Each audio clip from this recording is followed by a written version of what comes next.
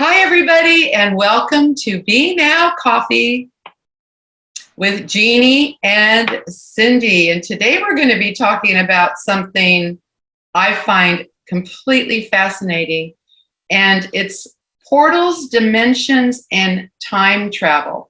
So, Jeanie, you thought about this, so why don't you start it off? Well, I'm looking every time we do our coffee chat, I'm looking over your shoulder and you have this spiral, you have a star, you have like a pyramidal shape, you have some other artwork behind you by your, right by your, there you go. In a stairway to heaven. Yeah, Stairway to Heaven. Uh-huh. So, it's very interesting. Have you heard lately, and I think you have, that the veil is thinning? No. Okay. So like the veil between this world and the next world, you can call it heaven, you can call it a spiritual world, or you can call it dimensions. There are actually, many, many scientists who talk about the multiverse, the dimensional shifts.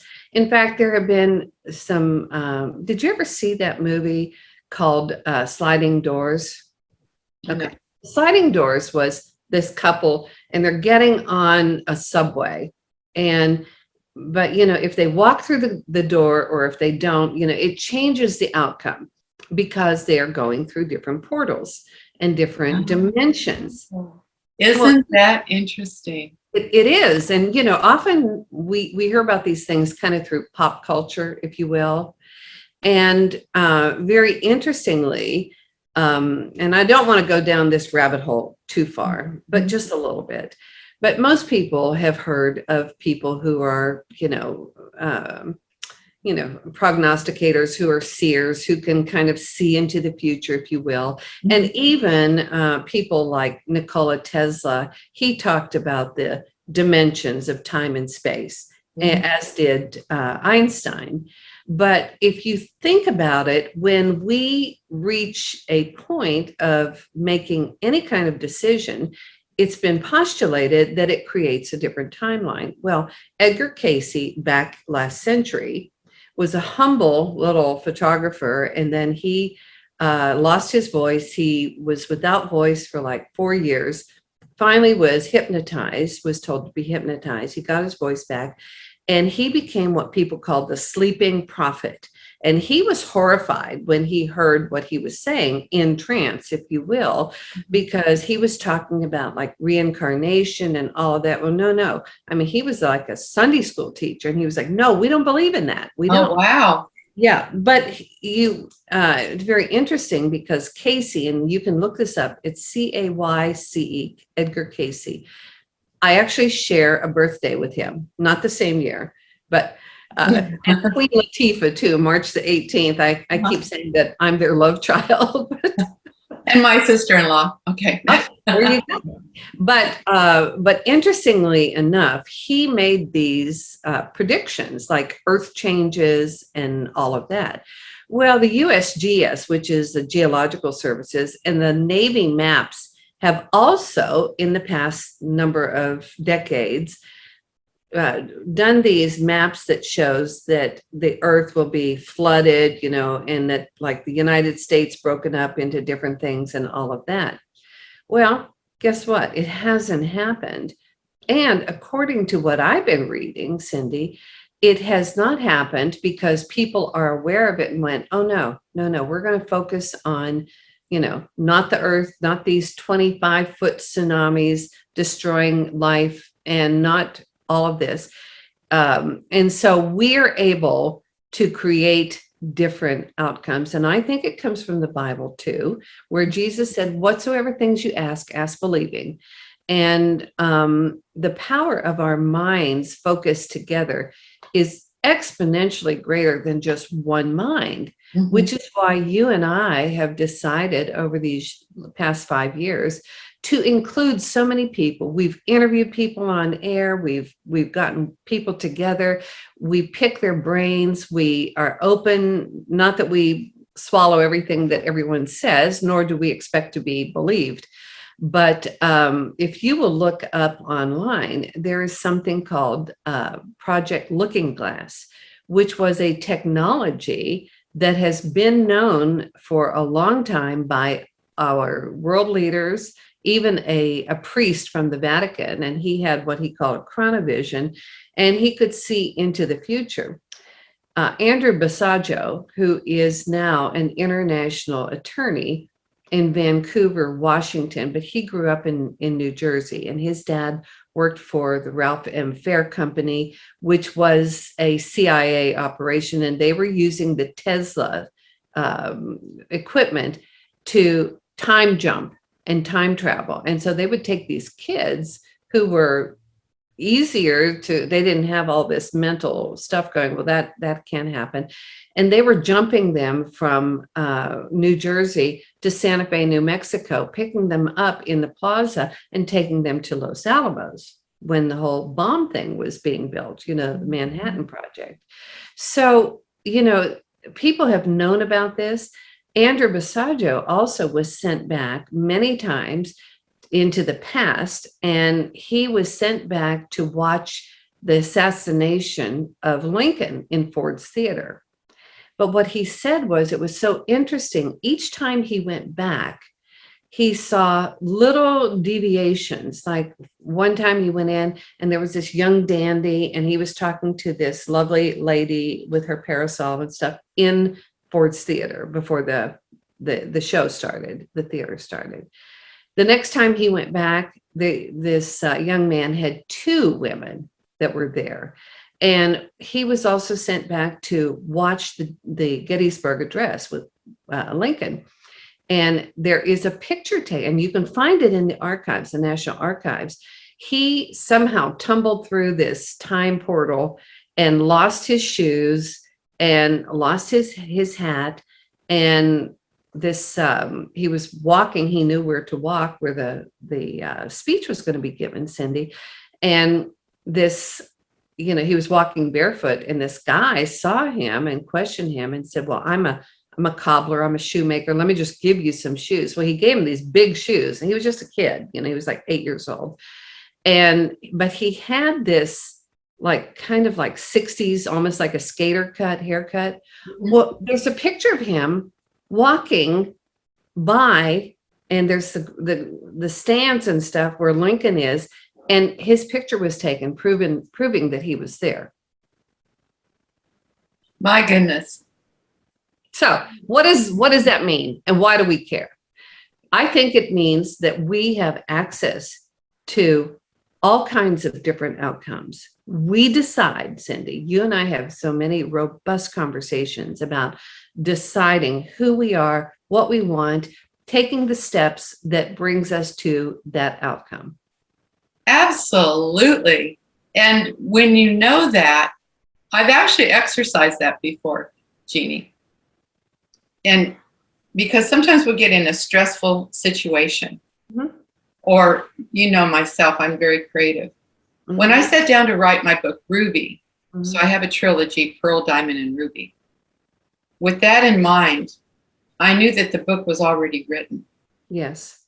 And what I would do every day when I'd sit down to write the book, I would sit down and say, now what happens? Right. And I would be guided in my research, because I realized when I wrote the first two books that they had already been written, because I just did. I don't know how I did, but that's how I wrote the third book, which my husband, who's an avid reader, says it's like one of the best books he's ever read, Ruby. And I don't know how to judge that. I just know that it came through me, right? So where I've come in my creativity is when you know it's already been done. So in other words, like right now I'm working on the Lady in Blue ballet, right? So it's already on stage. The audience loves it. The orchestra was perfect, everything. You went to the first production of that, which was whatever was the first. Well, I mean, it was your first show, Right. and so we don't. It's like saying, oh well, my baby just walked the first 3 steps. How terrible. It's like no. It was indications of Right. running a race. Right, but we got a standing ovation that night, so I know it was good enough. Oh yeah, absolutely. But now it's even better, way better. Now that I'm looking at what we did then, so in other words, this version had already been written when that was going on, right? And so when you reflect on your journey, you say to yourself, when you were projecting something, it already had happened. Mm-hmm. So that's something to really remember, is whatever your dream is or whatever it is your goal is, it's already happened, or it wouldn't be in your head. Now, do you get to experience that? Yes. If you know it's already happened and you can pull it into this timeline, which I think is what we call for advanced human, what they call them HEVs, that if you know that it's already happened and you want to experience it in this timeline, then you just bring it in. I experienced that with Ruby, and I experienced that with all of my creations now because I have that awareness. And that was only from the book Ruby. Mm-hmm. Just having that thought that the book was already written and then just sitting down and doing that. That's all I did. So expanding your mind or your capability of already knowing. So in other words, instead of saying, I hope, right? Maybe. Is God listening? Am I praying right? All those things. Say, it's already happened, but I want to experience it. So I want, because I have that power, I want the universe to put it into this timeline so I can experience it, because if you have that thought, it's already a done deal. Because imagination is, Einstein was all over imagination and creativity because he knew that. He understood that. That's why he was able to bring so much to the table in science. But I think that the powers that be don't want us to know this. No. They don't want you to think you have any kind of power. They don't want you to know that you're the head of this or you've done that. They don't want you to know that because of fear and their own egos. Well, Buckminster Fuller, who did the geodesic dome and all of that, he said one time, which I think is profound, and I know that it has been attributed to a lot of people. So, I wasn't around. I think it was Buckminster Fuller, but who the hell knows? I don't know. But the point is, the statement is this: is a mind that has expanded to encompass a new thought can never return to its former size. Oh, definitely. Mm-hmm. Yeah. Definitely. Our current experience is literally creating our past. And we go, oh no, that doesn't, But how many times, especially you as a musician or a writer, or me with what I do, or other people when they're cooking, or, whatever it is, working on, computer, whatever. Building a new home. Building a new home, yes. But, it's, you have that experience where you say, time stood still. Time ceased to exist.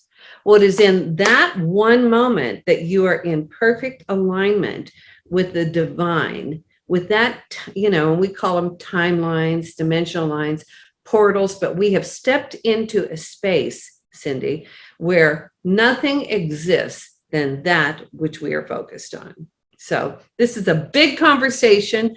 I'm so glad we had this, and we need to do this people's appetites. You know why? Because this is Be Now. Right. Be And now. I remember the day that you called me and you were so excited. You said, Cindy, it says be now. And that's exactly what you're talking about right now, in that timeless space of appreciation of just breathing, of being alive. That's awesome. This has been fun. Hey, thank you for another great conversation. And ladies, I'm serious. If you want to hear these conversations in real time, let us know. Go to beautifulnetworkofwomen.com. We have we've been changing some things around. I actually do have another Riverside cottage.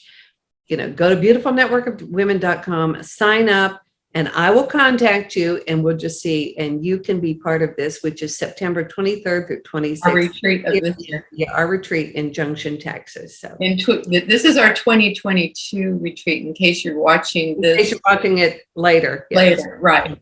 But they're sure fun. So just come to the website and make friends with us. We're growing like crazy. Oh my God. It's awesome. Exploding. Yeah. But we always knew it would too. We knew. It already is. The day we talked about it, we right. knew we had thousands and thousands of people. Right. So anyway, love you. I love you. Mwah. Okay. Bye, my friend. Bye.